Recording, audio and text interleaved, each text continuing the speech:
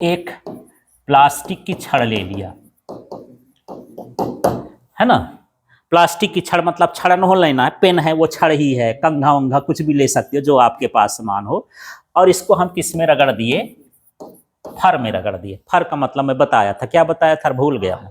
बाल कौन से, मुलायम बाल है हमारे घर है, जानवरों के भी है ना, सब जो भी मुलायम बाल है वो क्या कहलाता है, फर कहलाता है।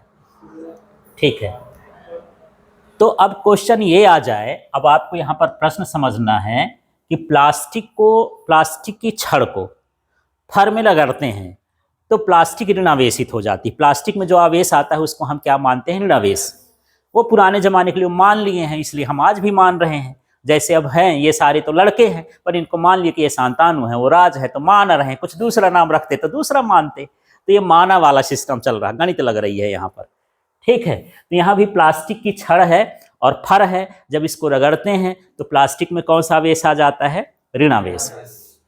ठीक है, तो प्लास्टिक में ऋणावेश आया तो फर में कौन सा आया होगा, धनावेश। अब इसकी व्याख्या करो कि हुआ क्या, आया क्यों। अभी इसके पहले जो सिद्धांत पढ़े हो ना, आवेश की उत्पत्ति का सिद्धांत, उसी हिसाब से आपको बताना है।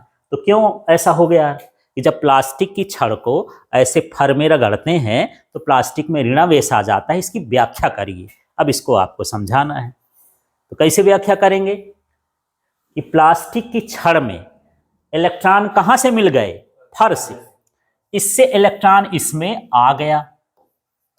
ठीक है, तो जिसमें इलेक्ट्रॉन आता है उसमें क्या होता है, ऋणावेश, और जिससे इलेक्ट्रॉन जाता है उसमें क्या हो जाता है, धनावेश। इसमें इलेक्ट्रॉन का स्थानांतरण हुआ। यदि यहां से 10 इलेक्ट्रॉन जाएंगे तो इसमें 10 ऋणावेश हो जाएंगे और 10 क्या हो जाएंगे, धनावेश हो जाएंगे। ठीक है, तो इसकी व्याख्या करना था, तो आपको यही कहना है कि जब हम प्लास्टिक की छड़ को फर से रगड़ते हैं तो फर के इलेक्ट्रॉन किस में आ जाते हैं, प्लास्टिक में, जिससे वो क्या हो जाता है, ऋणावेशित हो जाता है, और फर क्या हो जाता है, धनावेशित हो जाता है। इसमें ना तो कोई नया इलेक्ट्रॉन उत्पन्न होता है और ना ही क्या होता है, नष्ट होता है। ये आवेश के संरक्षण को भी बताता है कि आवेश नष्ट ना होता है ना उत्पन्न होता है, जो है वो न घट सकता है और ना ही बढ़ सकता है, बराबर रहता है, बस आना जाना भर हो रहा है उनका। ठीक है, क्लियर हो गया।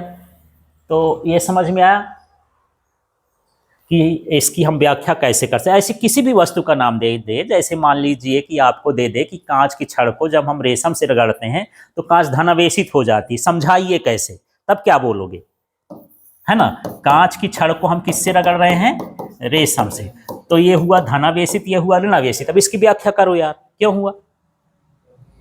हाँ, कांच की छड़ से इलेक्ट्रॉन रेशम में चले जाते हैं, बस। तो कांच की छड़ में इलेक्ट्रॉन की कमी हो जाएगी तो धनावेशित हो जाएगी, इसमें अधिकता हो गई तो ये क्या हो गया, ऋणावेशित हो गया। इस तरह से हम किसी भी चीज को समझा सकते हैं। ठीक है।